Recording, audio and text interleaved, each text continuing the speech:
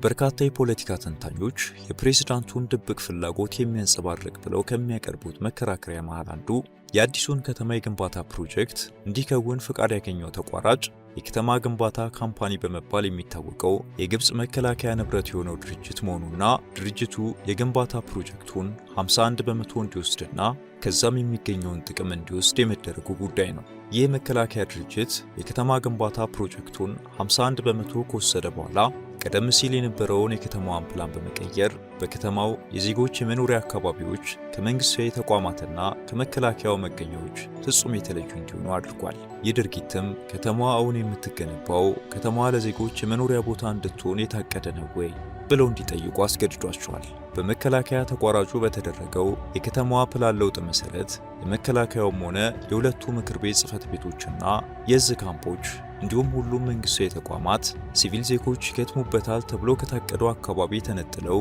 የመንግስት ተቋማት መናኸሪያ ተብሎ በተሰየመ ልዩ ወረዳ ላይ እንዲያርፉ የተደረጉ ሲሆን ህንፃዎቹና የመከላከያው እዝ ማዕከል ቀድሞ ከታቀደላቸው ህንፃዎች ብዛትና ያርፉበታል ተብሎ ከታሰበ የቦታ መጠን በተጋነነ መልኩ ከፍ እንዲል ከመደረጉ በተጨማሪ